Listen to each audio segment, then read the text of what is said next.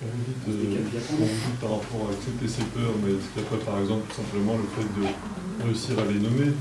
Quand on ressent quelque chose, de mettre un mot dessus, c'est déjà une façon de prendre conscience. C'est une façon de les analyser. Il faut prendre conscience, je suis d'accord, parce que vous regardez une peur et vous essayez d'analyser par le prisme de ce que vous en connaissez.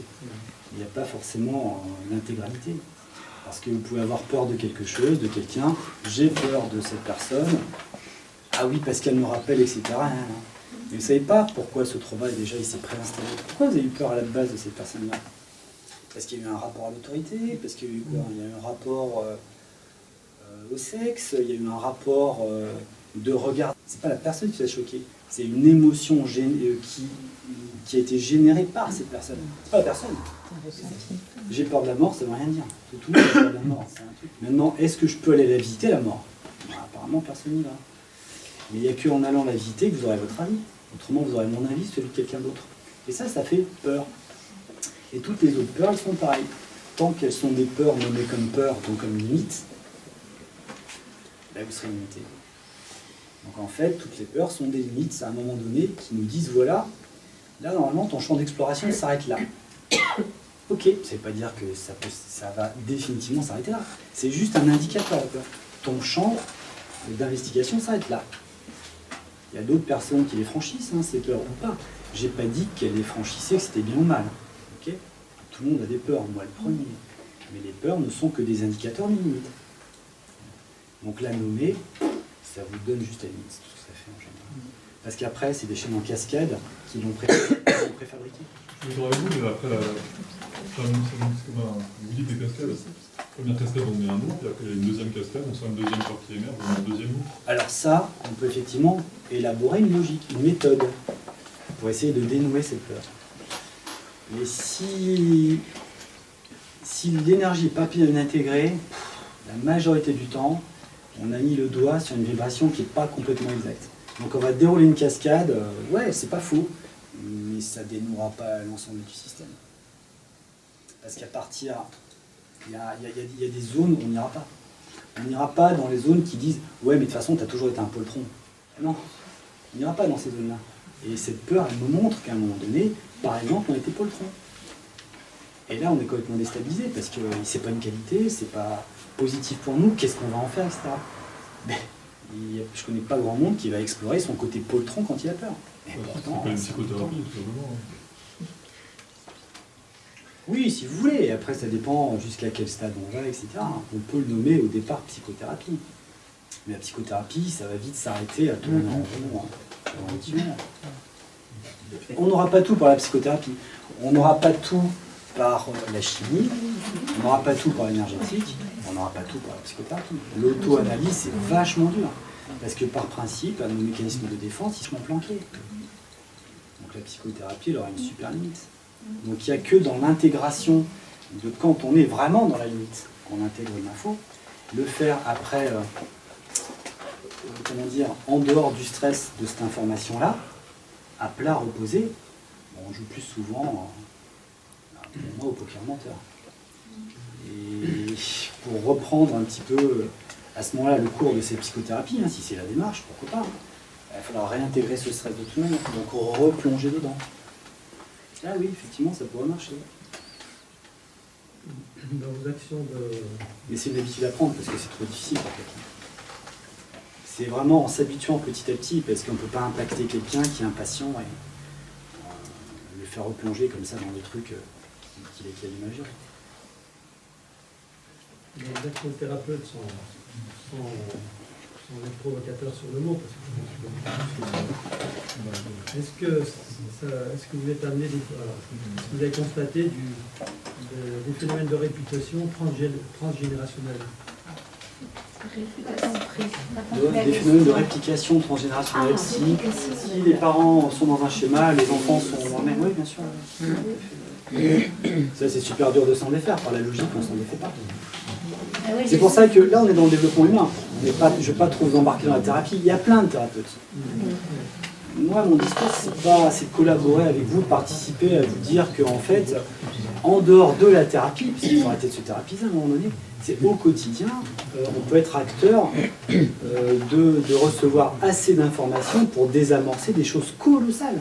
C'est plus le moi Ça veut dire introspection. thérapeute qui font un peu. Ça veut dire remise en question de soi. La remise en question, c'est la condition. C'est-à-dire Bah ouais. la suite, c'est toutes les sensations, je les accepte. C'est surtout une certaine... Et après, je travaille dessus. Vous ne pouvez pas forcément travailler dessus, c'est normalement l'immersion, si Oui, elle est mais suffisamment grande. Il va y avoir un travail positif aussi. À partir du moment où vous posez les choses, vous acceptez les choses, vous êtes en accord pour modifier les choses, donc pour évoluer. Oui, Et logiquement, c'est vers du positif. bah, logiquement, quand c'est très très grave, de mon expérience, ça ne marche pas si facilement que ça. Parce que vous avez des parties de vous qui viennent en opposition. Oui. Voilà. Donc c'est pour ça que les modèles thérapeutiques qu'on utilise, bah, Là, il y a sont tous pas non plus- nos réflexes de négation Mais c'est par ce que rapport à je tout vous ça. parlais. C'est que la plupart des constructions, on va dire inconscientes, pour mettre un mot que tout le monde connaît, mais pour moi c'est une construction. Je ne devrais même pas dire inconscient, mais bon, bien qu'on a un langage commun. C'est une construction. Il y a une partie, au bout d'un moment, elle va dire stop, c'est pas possible. Parce que c'est une partie qui ne veut pas que ça se passe comme ça pour atteindre un an. C'est des parties protectrices, seconde par seconde, qu'on a pu se forger. Et on a des tonnes. Et commencer à dialoguer avec ces parties protectrices, vraiment, c'est hyper important. C'est-à-dire qu'on ne peut pas se contenter d'analyser, c'est pas possible. Ça veut dire que ces parties protectrices, aussi, quelque part, elles sont négatives. Puisqu'elles nous empêchent d'avancer. Oui, je suis d'accord, mais elles Elles ont ont une logique. fonction aussi. Hein, Elles protéger, viennent ça, j'ai compris. à un moment Non, donné, mais on peut le poser comme elle le dit aussi, je veux dire. Mais par contre, je pourrais quand même rajouter qu'en fait, elles ont une logique. Elles Oui. paraissent négatives. Oui, c'est vrai, ça fait du bien. Mais elles sont logiques, parce qu'à un moment donné, elles ont protégé votre système. Non, ils ont Quand quelqu'un arrive sur vous très fort et commence à être menaçant, par exemple quand vous êtes petit, je prends un exemple archétypal, hein, comme ça on se comprend, mais il n'y a pas que ça peut être dans les 12 secondes, ça peut... La sensation d'être complètement envahie parce qu'on s'y attendait pas, il y a une partie qui va inhiber ce moment-là et qui va vous protéger. À chaque fois que vous allez sentir quelqu'un, il y a un rideau automatique qui fait, tu sais quoi, t'es pas si fort que ça, ferme d'abord et ouvre après. Attends de le voir arriver. Mais cette partie-là, il faut dialoguer avec aussi. Mais cette partie-là, vous la voyez que dans votre comportement au quotidien. Vous ne pouvez pas l'après-analyser. En tout cas, pas d'après moi. Mais du coup, ça demande une certaine rigueur d'être toujours attentif en fait à ces sensations. Non, ça demande, la seule chose, c'est pas, c'est bon, on pourrait le dire comme ça, mais ça demande de sentir les choses, d'être complètement dans ses sens. Mais c'est fatigant, c'est toujours. On a vite fait quand même de s'évader, de se dire Ah non, j'ai mais il ne envie faut de pas le faire à sortir. 24, c'est pas possible. Mais pour les grands moments de sa vie, oui. Les grands moments, il ne faut pas les louper. Votre potentiel humain d'expression, il est basé que sur 5 spectres, hein. C'est sensoriel, hein, point barre. Hein. Vous êtes un être sensoriel, point barre. La vue, l'odorat, le toucher, l'ouïe, etc., le goût. Vous enlevez 2 spectres, vous êtes mal barré. Vous en enlevez 3, normalement, vous ne vivez pas. Il n'existe pas un être humain qui n'ait pas de sens, c'est impossible. Donc vous ne vivez que par rapport à vos sens. Et ces sens génèrent des intonations énergétiques, des perceptions qui sont analysées. Elles sont analysées par soit un vécu, soit elles posent que maintenant ça va se poser comme ça. Et c'est ça les constructions qu'il y a derrière. Donc si vous voulez récupérer la totalité de votre système, vous êtes obligé de repasser par les sens. Obligé. Donc je veux pas voir, je veux pas entendre, je m'en fous, je veux pas écouter, ça marche pas. Je veux analyser, ça marche pas. C'est pas un sens ça. C'est une autre faculté. Donc au quotidien, on s'en fiche, mais je ressens pas l'énergie. C'est pas grave, je m'en fous. C'est comme ça. Mais je me ferme pas, genre, je me mets dans la bulle de protection parce que vous allez m'envahir. Vous n'allez pas m'envahir, je suis tout seul dans mon propre système, si vous voulez que vous m'envahissez. Par contre, le rapport peut être agréable ou désagréable. C'est pas pareil. Et il peut être assez désagréable pour que je me sente mal. C'est pas pareil. Mais vous ne m'aurez pas envahi. Par contre, je peux générer assez de problématiques parce que je ne me sens pas bien par rapport à vous pour être suffisamment mal. Et là, effectivement, je me suis encore extrait. Donc c'est moi qui me suis envahi. Je me suis encore plus décalé. Donc j'ai encore moins d'aplomb. Ça, c'est ce que je pense. Mais être envahi par quelque chose ou quelqu'un, impossible. Alors comment vous expliquez qu'il y a des personnes qui vous pompent votre énergie ou qui vous redynamisent sans qu'il y ait eu spécialement quelque chose Et parce que la plupart des gens ne sont pas sur leur propre système. Et qu'il y a une habitude logique, d'accord, de sentir que des fois on n'est pas bien, et parce qu'il y a des personnes qui ont démultiplié cette faculté à bouffer l'énergie parce qu'elles ont été mal. Et si vous, déjà, vous êtes soumise, dans votre système, vous n'êtes pas bien, vous sentez toujours un petit poussin tomber du nid, c'est pour vous, c'est sûr. Il va phagocyter quelqu'un qui déjà est permissif dessus. Permissif de manière logique, hein, il n'a pas fait exprès. C'est dans mon histoire, on m'a toujours ridiculisé, je ne suis pas bien, je me sens toujours pas bien, je ne suis pas super rayonnant, donc évidemment, la personne qui bouffe tout, elle va vous bouffer. Parce que vous n'êtes pas dans votre système. Moi, j'aimerais comprendre le rapport entre... Pour moi, l'énergie, c'est tout bêtement, je vais utiliser une image, l'électricité, c'est quelque chose de visible comme ça qui est dans l'air. Et tout à l'heure, on parle beaucoup de prendre du recul, on parle, on cause, c'est-à-dire on est dans le langage, de la conscience, je prends conscience, je prends du recul par rapport à ma conscience, etc. Et donc, quel est le rapport entre vous, thérapeute qui, je reprends encore un petit cliché, mais faites l'énergétique, et tout ce qui se dit là, et voilà, comment vous traitez les gens par énergétique, avec cette idée-là de l'énergie, au-delà des mots, au-delà des... Le lien, c'est vous êtes touché, je suis touché. Je me permets d'insister, on est donc dans un rapport comme avec un thérapeute normal, avec un rapport de conscience, de discours, donc ça passe, le courant passe, donc vous n'êtes pas magnétiseur, il n'y a pas, en fait, dans votre façon de soigner, il n'y a pas je m'assois là, je fais des passes au-dessus de toi, je rétablis tes énergies subtiles qui vont sortir. Si, ça marche au niveau éthérique, mais il n'y a pas que ça. C'est pas sur ce plan-là, il y a évidemment du magnétisme, il y a, comment dire, si vous pensez être en carence d'énergie, le fait que je vienne pour vous en donner, votre système se rétablit, okay, il se valide tout seul. Et après, il y a effectivement des causes vibratoires, on peut aussi que discuter, on peut agir sur plein de plans, mais il faut qu'il y ait un rapport entre les deux. S'il n'y a pas de rapport, moi, je ne peux rien faire. Vous avez vu le nombre d'échecs qu'il y a en thérapie, il faut être clair. Et pourquoi ? Pourtant, on a tous des techniques plus balèzes les uns que les autres. Mais non, bien sûr que non. C'est soit tu as la bonne clé, soit tu l'as pas. C'est le bon plan ou pas le bon plan, c'est tout. Ah, donc, comme vous avez dit, c'est des techniques. Et on n'est pas dans le ressenti, on n'est pas dans l'émotion. C'est Voilà. pour ça que ça ne marche pas. Parce qu'on lit un bouquin et on applique un bouquin pour le malade. Que moi je vois dans le magnétisme, pour revenir vers le magnétisme c'est déjà la compassion, l'échange entre une personne et une autre, et lui apporter la clé pour le débloquer par rapport à la compassion, l'énergie qui se dégage entre les deux personnes. Que moi je vois un psychologue ou un thérapeute qui va à l'école, il va prendre un bouquin, il va avoir une méthode, ou comme l'hypnose, c'est des outils verbaux, et il va appliquer ces outils. Après, on va peut-être avoir des psychologues qui vont être magnétiseurs ou autres, parce qu'ils auront de compassion avec leurs malades. Mais les autres qui n'ont pas de compassion, bah, ça ne marchera pas, parce que ça va être de toute façon, c'est qu'une histoire de lien. Ouais. C'est le magnétiseur, il a son travail s'il y a un lien. L'hypnothérapeute, il a un travail s'il y a un lien. Le psychothérapeute, ça va fonctionner s'il y a un lien. Mais après, en dehors du lien, c'est est-ce que c'est la bonne clé? Pas forcément. Des fois, vous avez un problème physique, allez chez le médecin, ça ira plus vite. Hein. Parce que si c'est juste chimique, vous embêtez pas. Dans l'urgence, c'est la peine de brasser l'univers juste pour un truc. Mais chaque chose a son plan. Si vous avez un accident de voiture, vous n'allez pas faire une séance d'acupuncture. Il y a des choses qui sont dans le chronique et qui sont de l'ordre de la relation humaine, où on peut prendre le temps du lien pour travailler. Ça, c'est une chose. Pour les choses qui demandent beaucoup plus de vitesse, il faut prendre des techniques qui ont de la vitesse. Donc la chimie, c'est de la vitesse. 80% de notre médecine, c'est de la chimie, et c'est logique. Parce qu'elle, elle va vous sauver. Si vous voulez travailler au niveau humain, c'est pas de la chimie. Donc, c'est pas les mêmes plans. Et c'est pas la peine de les mettre en opposition, parce que c'est ridicule et ça ne marche pas. Ça se complète. Ah ouais, ça fait plus que se compléter, ça collabore super bien. Quand vous avez un gros pépin, aller à l'hôpital, ça va mieux. Hein. Mais par contre, si derrière il y a une structure déficiente au niveau énergétique, à l'hôpital, c'est pas leur truc. Si c'est psychologique, c'est pas leur truc. Si c'est dans d'autres sphères, mais c'est pas leur truc. C'est une question de clé. Donc c'est pas la peine de... Bah, des fois, quand t'as des personnes qui s'en prennent à leur médecin machin, c'est ridicule, c'est pas la peine. C'est pas son truc, elle.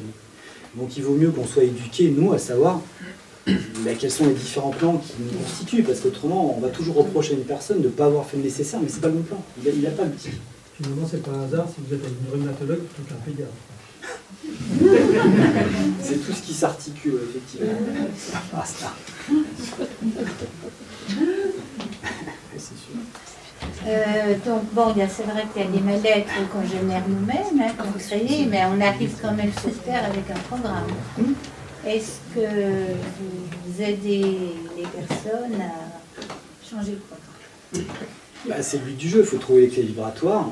Après, vous me dites on arrive sur Terre avec un programme. Là, ça engage la question de qu'est-ce que c'est le programme, qu'est-ce qui le génère. Il y a deux types de programmes. Pour moi, il y a le programme papa-maman, forcément, et il y a le programme correspondant. Il y a deux types de programmes. Il y a quelque chose qui cherche à prendre forme d'une certaine manière. Comment? Je prends l'ADN qu'il me faut. Donc on a tous des histoires très très différentes. L'incarnation est une histoire physique aussi.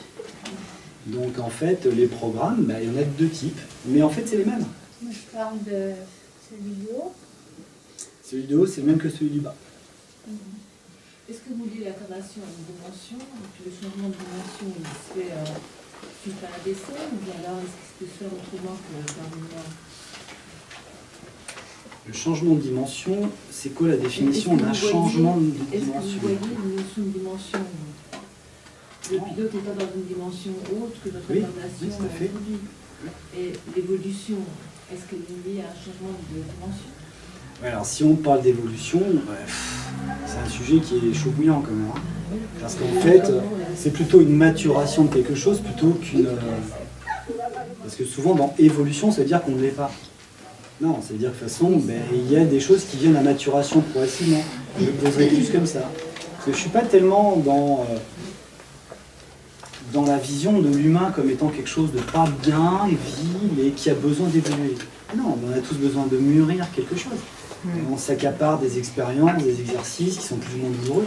Je suis plutôt dans ce concept-là. Et c'est pas philosophique, c'est ce que je vois chez les gens. C'est pas des petites choses qui ont besoin d'évoluer avec des niveaux de valeur, oui, parce qu'on met des valeurs dessus. Non, mais ça met d'évoluer. Comme un process, enfin une... C'est toujours un process d'accaparer de l'expérience pour avoir de la maturation, si vous voulez. Et quand ça devient trop compliqué à comprendre, est-ce que ça vaut pas le coup d'arrêter de chercher le sens,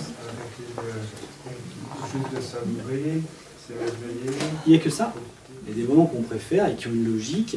Je me suis fatigué là, j'ai usé mon système, je me pose, je savoure. Oui, mais toute la journée, vous avez pris de l'information. Effectivement, il y a des tranches de temps de repos, etc. Après, chacun les gère. Mais savourer, déjà, c'est savourer l'existence aussi. Toute la journée, la savourer. Et c'est aussi savourer le fait que vous recevez de l'information toute la journée, dans toutes les émotions. Ça, c'est hyper important. Ça, c'est le point sur lequel j'insiste tout le temps. Après, le gérer, c'est plus difficile. Est-ce que vous pensez que notre structure attire tout, c'est-à-dire jusqu'au moindre petit incident, accident? Est-ce que c'est parce que c'est un conditionnement ou ça peut être aussi le fruit entre guillemets du hasard, des causes et effets qui est en dehors de notre système? Il y a des choses qui sont en dehors de notre système. Donc ça, c'est une question capitale en fait. Parce qu'il y a beaucoup d'idées qui disent que tout vient de nous, tout ne vient pas de toi. Parce qu'en fait, tu es en collaboration avec des multisystèmes, il y a une partie qui se met en résonance, et une majeure partie qui ne se met pas en résonance. Parce que déjà, ton système pilote ne peut pas gérer des pilotes. Par contre, il y a des incidences. Oui, mais pas toutes les incidences. Et tout ne vient pas de toi, si tu veux. Tu y es pour rien si je suis comme ça. J'ai aussi la possibilité d'aussi piloter très très différemment. Après, entre nous, il y a forcément des incidences, forcément. Donc le coup de l'effet miroir, j'ai jamais vraiment vu l'effet miroir. Ça, c'est moi qui dis ça, c'est sûr, mais j'ai jamais vraiment vu. Je ne l'ai vu, l'effet miroir, que quand il y a une mise en tension ultime, non solutionnable, il y a un effet miroir avec l'autre qui, en réponse, va vous faire vivre une émotion disproportionnée et intense pour commencer à bosser une structure que vous avez besoin de bosser. Donc pour moi, l'effet miroir, il n'est que quand il y a une surtension du système. Parce qu'il n'y a pas d'intégration, alors le système monte en mayonnaise pour pouvoir régurgiter ou retravailler une émotion qui est trop déniée trop longtemps. L'effet miroir, pour moi, il n'est que là. Il n'est pas tout le temps. Donc il n'est pas souvent, en fait. Comment tu sais que c'est en surtension? Parce que je vois. C'est basé que sur ce que je raconte, c'est sûr. C'est moi qui dis ça. Quelqu'un qui n'a pas accès au langage ou qui a une déficience mentale profonde, comment on peut agir ou est-ce qu'il y a quelque chose à faire? Oui, il y a une réhabilitation, mais là c'est un cas super difficile. Donc il va y avoir une limite, même aller dans des structures extrêmement profondes. Il va falloir rattraper la carence d'apprentissage. On fait comment? Donc on peut réhabiliter un niveau de vivabilité, mais on ne peut pas se dédouaner ni s'épargner l'expérience, c'est pas possible. Donc effectivement, la carence ou la chronicité, elle engage des zones de vide, de non-expérience, qui sont dramatiques. Et plus il y en a d'ailleurs, de vide et de chronicité, moins on peut switcher en arrière. Et oui, plus la chronicité est longue et dure et à entamer les réserves, moins on s'en sort.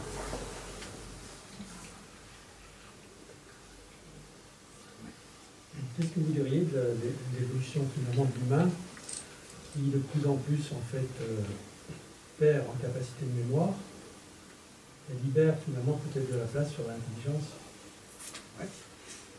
Capacité de mémoire, c'est-à-dire au quotidien Simplement, quand on voit le téléphone et tout ça, on va chercher l'information, mais on l'a. De toute façon, pour moi, on est arrivé dans une ère psychologique. On est dans l'ère de la psyché. Ça m'a toujours intéressé de regarder au spectre de ce que je peux en voir, évidemment, dans le temps. C'est super intéressant parce qu'on peut expliquer quelque chose que si c'est contextuel. Si on met un contexte dessus, si on balance une notion, ouais, je crois en l'incarnation, ça ne veut rien dire. Qu'est-ce qui te fait dire ça? Voilà, il faut quand même aller chercher pourquoi, comment et comment ça marche. Autrement, ça n'a pas de sens de croire. Donc ça a été une de mes priorités de vie aussi. C'est de regarder un petit peu comment ça fonctionne, ne serait-ce que pour moi, quoi, parce que moi j'en avais besoin, en fin de compte. Et l'être humain, dans le temps, a des niveaux de fonctionnement et d'appropriation de mécanismes complètement différents. Il y a des moments où on s'approprie des parties émotionnelles, et à des moments où on commence à construire tout ce qui est intelligible, construction de pensée, trame de pensée, code de vie. Et aujourd'hui, on est plutôt sur une partie beaucoup plus invisible et impalpable qui est le psychisme. Donc on est dans un univers qui s'accélère et qui devient de plus en plus psychique. Donc la mémoire, elle n'a pas trop de place, puisque la mémoire, c'est un référentiel ancien, mais qui ne peut plus cohabiter avec un renouvellement, une mise à jour. La mémoire peut servir de support, mais normalement, une mémoire, elle est intégrée, et elle doit rester à son niveau d'être intégrée. Quand vous apprenez à conduire, par exemple, au début, vous n'êtes pas bien avec la pédale d'accélérateur et d'embrayage. On est d'accord? Donc, l'effort d'apprentissage est toujours difficile, extrêmement difficile. Mais au bout de quelques leçons, c'est terminé. Aujourd'hui, prenez votre voiture, vous ne réfléchissez même pas. Vous êtes arrivé ici, vous n'avez même pas réfléchi à la pédale, de comment ça se goupille avec le levier de vitesse, etc. Vous n'avez pas réfléchi à ça. Pourquoi? Parce que c'est devenu un automatisme. Donc tout ce qui est apprentissage, normalement, bascule dans l'automatisme. Donc la mémoire, elle est juste automatique, normalement. C'est plus un effort. Quand on décrit la mémoire comme un effort, c'est qu'on a besoin d'une recherche sur laquelle s'appuyer, parce qu'il n'y a pas d'automatisme. Est-ce qu'on ne pourrait pas presque dire, en fait, c'est parce que l'inconscient n'oublie jamais, et que ça bascule dans l'inconscient. Oui, c'est ça. On pourrait presque dire ça. C'est ce qui est le plus exact. C'est-à-dire que tout ce qu'on fait dans la journée, c'est pour que ça devienne un automatisme, pour plus avoir à le réapprendre. Autrement, on ne pourrait jamais progresser. D'accord? Donc, si vous avez bien compris, tout ce qui a été fait et bascule dans l'automatisme, qui est en arrière nous, et qui est sujet à problème, c'est hyper lourd. Et voilà. Donc en fait, vous voyez que la conscience, là-dedans, c'est assez difficile de débugger des sujets qui sont devenus des automatismes réflexes de fonctionnement. En leur temps, c'était une vraie logique consciente, et c'est devenu un automatisme. Allez débugger ça. Et c'est ça qui est intéressant. Pour moi, l'être humain n'est construit que de ça. De choses d'apprentissage qui sont devenues des automatismes, et qui se sont empilés. Où on peut agir, c'est parce que la pile, au bout d'un moment, tant qu'elle va bien, on ne touche pas, mais elle commence à poser problème. C'est-à-dire qu'il y a des automatismes qu'il va falloir commencer à déprogrammer, parce qu'ils prennent le pas dessus. D'accord? On peut appeler ça des gardiens, hein. Les anciens appelaient ça les gardiens du seuil. Hein. C'est fais pas ça, mon fils, parce que... Ouais, mais là, c'est plus bon, cet automatisme. À votre avis, par exemple, l'hypnose, est-ce que c'est justement le mécanisme où on va faire en sorte qu'on refoule les éléments qui dérangent, ou est-ce qu'on les efface? L'hypnose, c'est un sujet assez spécial, parce qu'autant c'est une réalité, autant ce qui va manquer à l'hypnose, c'est vraiment de connaître ce qu'elle est en train de faire. Voilà. C'est-à-dire que mettre quelqu'un sous hypnose pour qu'il trouve lui-même, ses propres mécanismes et qu'il les régule, ouais, quand c'est pas très profond, je pense que c'est extrêmement envisageable et c'est hyper puissant. Et c'est très pratique, donc l'hypnose a vraiment sa place. Mais je pense qu'elle a une limite pour aller chercher des automatismes qui sont trop enfouis, trop douloureux, Trop bétonné. que la personne elle-même, même dans son état hypnotique, n'a pas la capacité à les chercher, parce qu'elle ne sait pas quoi en faire finalement de cet automatisme. Bon, moi, je ne suis pas spécialiste d'hypnose, mais j'ai l'impression que souvent, dans les techniques d'hypnose, souvent c'est un peu magique au sens que quelqu'un qui a peur des araignées, on ne va pas lui demander de comprendre comment ça marche. Le gars l'hypnotiseur arrive, il dit tu n'auras plus peur des araignées, la peur disparaît et en disant elle est refoulée, et puis tout va bien, il n'y a pas de compréhension, c'est plutôt un refoulement, tel que je le comprends, mais je sais pas. Ouais. Alors, pour moi, je ne pense pas que ce soit un refoulement. Je pense que l'hypnothérapeute a le rôle de donner un objectif à l'inconscient. Tu n'as plus peur des araignées, débrouille-toi pour dégager le truc. D'accord ? Et si c'est trop profond, sur d'autres problématiques, je ne pense pas qu'il y ait de grands résultats. En tout cas, moi, j'en ai pas vu. Mais l'hypnose, c'est une thérapie super bien, au même titre que les autres thérapies, hein, aucun souci. Mais elle a un rôle, hein, et elle a une limite, forcément. C'est pas parce qu'on parle d'inconscient dans l'hypnose qu'on va pouvoir scanner tout l'inconscient. Ça, je ne pense pas du tout. En tout cas, moi, je ne le vois pas. Comment vous voyez la relation entre l'homme et la machine, la technologie, tout ce qui est transhumanisme, homme-animal? C'est ça, la machine, c'est le pouvoir de l'homme qui se manifeste.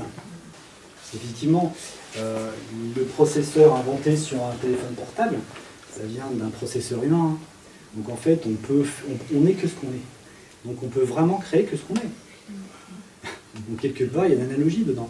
Et le concepteur l'a bien compris, hein, puisque ce ne sont que des charges électriques. C'est quand même extraordinaire ce petit objet.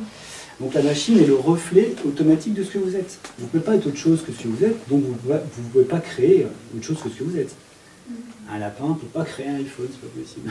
D'accord ? Il n'a pas la capacité dans ses structures, dans son apprentissage. Donc notre technologie... Et le problème, c'est qu'après, jusqu'où on va aller dans ce reflet, et est-ce qu'on va se dire, tiens, bon, on est humain, donc on revient sur le procédé que je vous ai dit, je suis vivant, c'est moi qui vis, ou alors je confie à la machine toutes mes carences. Parce qu'elle, c'est un fantasme de perfection, la machine, je fais en sorte qu'elle ne va pas se tromper, parce que je vais faire un algorithme qui, lui, va être parfait, contrairement à moi. Donc en fait, on revient sur les névroses de l'évolution, de je suis pas bien, je suis autre chose que ce que je suis, j'aime pas ce que je suis, je vais créer une machine pour compenser. Ça, c'est embêtant. Mais la machine en elle-même, le progrès technologique, il est obligatoire. En 200 ans, 500 ans, non, je pense qu'il n'y aura même pas du tout la même configuration. C'est tout. C'est pas le progrès, moi, qui m'embête, c'est normal. C'est le positionnement. Mais vous savez, au IIe siècle, il n'y avait pas beaucoup de progrès, le positionnement n'était pas mieux. Hein. Ça n'a jamais été mieux, si vous voulez. Donc on ne peut que faire mieux. Ah, mais ça, c'est ma perception. On ne peut que faire mieux. Avant, c'était vraiment pas mieux. Le positionnement n'était pas meilleur. Donc on ne peut que faire mieux aujourd'hui. On est vachement plus évolué, beaucoup plus développé. Votre niveau de compréhension et votre sensibilité énergétique, votre sensibilité neurologique, elle est extrême. C'est énorme. Vous ne pouvez pas vous comparer même à un philosophe du 4e ou du 5e siècle en Grèce. C'est pas vrai. Vous êtes 10 fois plus élaboré. Vous avez reçu des tonnes de messages en plus. Vous arrivez à élaborer une pensée qui est 10 000 fois plus élaborée et chiadée qu'un philosophe du 5e siècle. Vous avez largement dépassé ça. Le problème, c'est que dans la mémoire, c'est votre référence. Sauf qu'il était peut-être capable de réciter un livre qu'on n'est pas plus capable de faire. Oui, mais Ouais, mais en fait, on a libéré une capacité. C'est ça. vous libérez de la place dans le disque dur. Il y a des choses qui sont plus trop nécessaires, qui sont des automatismes. Lui est obligé, ça prend tout ça par cœur. Son savoir, il n'y avait pas autant d'expérience que vous. Il y a, comment dire, il y a un livre, Sapiens, il est bien, il dit que, comment dire, il parle dès qu'on est bien des grands singes, et que les premiers hommes étaient devaient être très forts pour reconnaître le végétal, l'animal, machin truc, pour savoir ce qui était bon ou mauvais pour eux. Au fur et à mesure qu'on avance aujourd'hui, on devient de plus en plus des singes, parce qu'en fait, avec le smartphone, les outils qu'on a, finalement, on fait moins appel à ce besoin de mémoriser de la connaissance, mais je pense qu'on laisse de la place, du coup, à de l'intelligence, de ce que vous voulez dire tout de suite. Pour moi, c'est irréfutable. Après, voilà, ça c'est mes expériences à moi, de petites balades dans les couloirs du temps et tout, hein, forcément, hein, je me base que là-dessus. J'ai pas de preuves, j'ai que moi ce que j'en sens. Si vous sentez autre chose, allez-y. Mais pour moi, un être humain, à un moment donné, dans le passé, et à 10 milieux de ce qu'un être humain est aujourd'hui maintenant. Ça n'a rien à voir. C'est pas vous avant. Est-ce que vous avez accès à des mondes parallèles avec les hyperperceptions? Oui, mais c'est ce qui est intéressant, c'est derrière ce qui se passe. C'est pour ça qu'il y a des mondes parallèles forcément explorés. Et il y en a que je peux comprendre, il y en a d'autres que je ne comprends pas, puisqu'ils sont trop différents des mondes, des niveaux de perception qu'on peut avoir là. Et les choses, c'est trop différent, on ne peut pas s'y balader. Même si vous vous baladez, ça n'a pas de sens, ça ne veut rien dire, il ne se passe rien, vous n'avez aucune information. Donc vous pouvez pas rentrer en contact avec ce que vous ne comprenez pas. Ça vous fait pas peur? C'est des habitudes. Ça peut faire peur, oui, bien sûr, ça m'a fait énormément peur. Il y a beaucoup de choses qui m'ont fait énormément peur. Énormément. Ça, c'est mon histoire. Et évidemment, oui, il y a des mondes un peu particuliers, et après, on s'habitue. Et c'est la limite. Donc la peur, c'est une limite, et au bout d'un moment, on est dedans, et c'est plus une peur, plus une limite. Donc on franchit. Et on progresse comme ça, on intègre, ça devient des automatismes. Comment vous faites justement pour, quand vous êtes attaqué par des entités? Je suis pas attaqué par mais je suis pas attaqué, donc je peux pas répondre à ça. Parce que les entités ne m'attaquent pas. Et c'est pas qu'elles peuvent pas m'attaquer ou que je suis plus fort que les entités. C'est que dans mon système, ça se passe pas. C'est fluide. C'est pas fluide, j'ai pas des propriétés, je sais pas qu'on pourrait imaginer, mais pour moi, ça marche pas comme ça. Donc on peut pas dire je suis attaqué par les entités. Par contre, je peux atteindre des limites, effectivement, où j'ai d'autres formes de vie, vous pouvez les appeler entités, je ne m'y frotte pas, parce que j'ai peur, mais elle ne m'attaque pas, pourquoi l'attaquerait? Et par contre, je ne peux pas rentrer en relation parce que ça m'effraie, c'est trop. C'est une configuration qui me rassure pas du tout. D'accord. Mais attaque vraiment, en rage, je te mange, c'est jamais arrivé. Pourtant, j'en suis fait des frayeurs. Vous arrivez à les éviter, quoi. Je les évite pas, je pense que certaines entités s'en foutent complètement. Sauf qu'à un moment donné, il y a des niveaux de communication, et puis je pense qu'il y a des gens qui s'effrayent aussi rapidement, qui les laissent rentrer dans leur système, parce qu'ils ont besoin de laisser rentrer pour se faire peur tout le temps. Et là, on peut dire que je suis envahi par une peur, donc par une entité, si vous voulez. Mais qu'est-ce que c'est une entité? C'est une forme énergétique. C'est une clé vibratoire qu'ils ont laissé rentrer, ça se trouve c'est eux qui l'ont démultiplié. Et beaucoup de fois, ça rejoint cette notion, vous vous rappelez tout à l'heure, le cercle avec votre conscience. Si vous voulez déplacer votre état de conscience, c'est-à-dire, imaginons, vous fermez les yeux et vous commencez à être dans un état de conscience modifié, imaginons, si je codifie, ou je quantifie pour avoir une échelle rationnelle, pour qu'on puisse essayer d'un petit peu intégrer une info, que votre noyau de conscience c'est 1 km, et que jusque en fait, à la périphérie c'est 10 km par exemple, ok, ça fait un ratio de 1 pour 10. Si je me déplace d'un bon kilomètre, je suis encore à l'intérieur de moi. Donc finalement, qu'est-ce que je suis en train de voir dans les mondes que j'explore? Une partie de moi, la plupart du temps. Et là, je déplace ma conscience parce que je suis super fort, de 9 km. Je suis aux frontières de l'humain. Je suis encore en train d'explorer moi, si ça se trouve. Mais si ça se trouve, parce que je vous laisse, chacun doit faire son expérience et penser lui-même, parce que ça veut dire du dogme. Mais bon, les entités, soit les choses qui dérangent, c'est un peu la même chose. C'est tout ce qui nous paraît obscur. On aime bien dire c'est autre chose qui vient, mais cette autre chose, c'est une partie de nous-mêmes qui n'est pas contente, qui nous fait peur, qui... Voilà.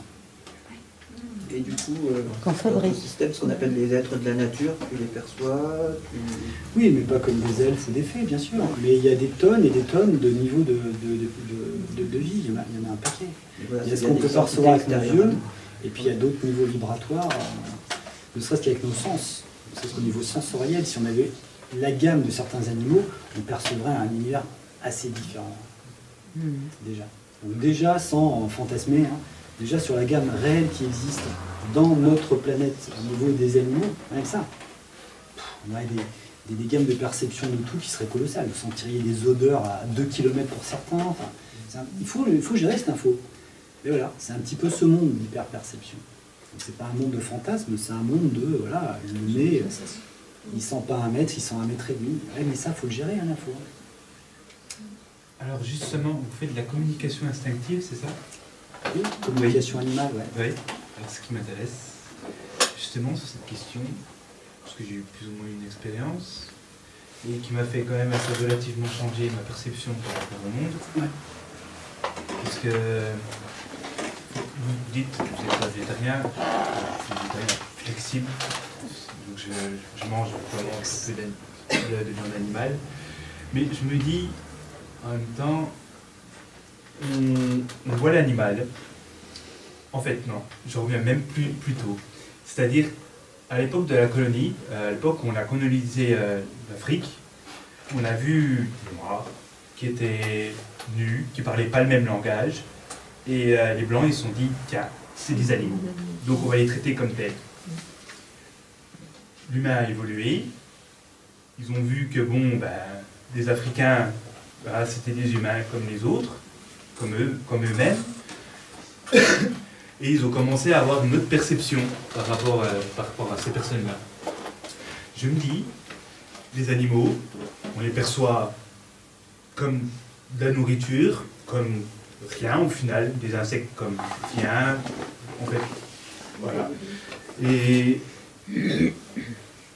des gens comme vous, qui avez accès à cette connaissance, ce déblocage au final, la communication instinctive, il y a...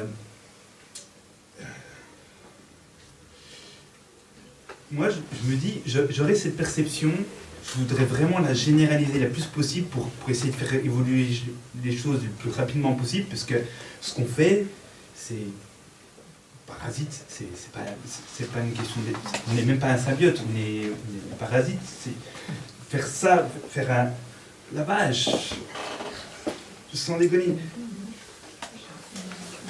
Ce qu'on a fait, nous, dans l'histoire, à nos propres frères, c'est même si c'est pas nous qui l'avons infligé, nous-mêmes, on le porte quand même. Là, ce qu'on fait aux bêtes, en les envoyant en écarissage, tout ça, et si on avait conscience vraiment qu'on peut communiquer avec eux, qui ressentent vraiment réellement des émotions, des pensées, qui pourraient même avoir un échange sur un stade plus évolué. Sans déconner, c'est pire que tout en fait ce qu'on est en train de faire. Ouais, c'est... Oui. Oui, c'est un point de vue, c'est complètement réel sur un certain point de vue. Et la question la question, c'est comment faire pour vraiment faire généraliser ce procédé massivement, parce que... si on parle de l'équarrissage, la façon dont on tue les animaux, c'est une chose. Oui, effectivement, c'est un peu du grand n'importe quoi. Maintenant, la question c'est, est-ce qu'on doit manger les animaux? Ça, c'est vous qui voyez ce que vous voulez manger. Moi, c'est pas mon truc, parce que, oui, il y a un échange d'informations qui est particulier, mais de toute façon, dans mon système, il y a l'animal. Okay, donc, je vois pas pourquoi je mangerais pas d'animal, et pourquoi je mangerais des végétaux, puisque j'ai un rapport avec les végétaux, et avec les minéraux. Parce que les végétaux, coupe la carotte, quoi. Bon, je suis en train de faire du mal à la carotte. Et il y a une conscience, il y a une énergie. Et les végétaux, quand vous allez dans la nature, j'habite dans des bois, c'est tous les jours une communication avec les arbres et les végétaux. Et ça, je suis d'accord que les animaux, on les traite super mal. Ils ont un rôle. Et le rôle, au bout d'un moment, c'est aussi d'avoir un rapport à la mort bien particulier. Et ce rapport à la mort, je suis d'accord, on n'est pas propre avec eux. On n'est pas propre. Ça, je suis d'accord. Mais il n'y a pas de... Enfin, pour moi, c'est que moi, j'ai pas plus de problème avec l'animal qu'avec le végétal ou qu'avec le minéral. Et justement, là, ma question, c'est qu'il y a des gens qui se nourrissent de prana. Oui. C'est réel? Oui, il y en a un en Haute-Savoie, oui. Il y a un monsieur qui se nourrit que de prana. Mais ça, c'est une propriété que vous avez tous. Faisant du qigong, et c'est des choses que forcément j'explore. Hein. Et il y a un jour, je pense un peu curieuse, quoi, je me suis levé un matin, j'avais pas faim. Et ça m'a pas manqué du tout de la journée. J'avais pas faim du tout. Donc j'avais aucun appétit, il n'y a rien. Donc je ne me suis pas forcé. Le lendemain matin, je me suis réveillé, j'avais pas faim. Bon, pas fatigué, pas faim, rien, super bien dormi. Ça a duré 3 jours comme ça. Et après, je rebasculais avec la faim et j'ai enchaîné un cycle. Et c'était un moment où je m'entraînais beaucoup en qigong, tout le temps. Et évidemment, j'avais switché un petit peu plus ma dose d'énergie, j'avais fait plus basculer sur l'énergétique et moins sur la nourriture, vu que je m'étais énormément alimenté d'énergie. Ça crée un réservoir qui finalement, pendant 2-3 jours, pouvait se passer de me manger. Et je pense que vous faites l'expérience assez régulièrement sur des laps de temps plus ou moins courts. Les gens qui font du prana ou qui ne se nourrissent que de prana, c'est donc une particularité qu'on a tous. Et au bout d'un moment, ils ont forcé le système un petit peu à ne pas manger. Et pour des questions de survie, chez certaines personnes, ils arrivent à s'acclimater, à ne prendre que de l'énergie. Et ça se voit. Et c'est extrêmement rare. Et vous n'allez pas lui demander de faire 30 pompes et d'aller faire un footing. Il ne peut pas être bûcheron. Et notre maturation, ça ne serait pas justement d'en venir à ça? Notre maturation, elle englobe ça. Mais c'est pas devenir ça. Mais elle englobe ça, oui. Notre maturation, elle va dépendre de déjà ce qu'on va en faire, donc je ne peux pas être prédictif, enfin je ne veux pas. Et elle va dépendre de quel est notre rapport avec les choses, déjà notre rapport avec nous-mêmes, et avec l'énergétique. Et à un moment donné, est-ce qu'on peut se passer de nourriture physique, terrestre, et est-ce qu'on peut s'alimenter d'autre chose? Oui. Mais ça, la proportion, c'est chacun d'entre nous qui va le déterminer au fur et à mesure du temps, dans le tissu humain. Donc ça, c'est qu'un avis après que je pourrais avoir. Et ça ne donnera jamais la généralité de ce que nous, tous humains, allons faire. C'est pas moi qui décide, si vous voulez. Donc je peux avoir qu'un point de vue, mais je ne donnerai pas celui-là. Mais effectivement, c'est un paramètre énorme, bien sûr. Ceci dit, moi je trouve ça dommage, parce qu'on est désincarné, on ne mange pas, on n'a pas de goût, on n'a pas tout ça.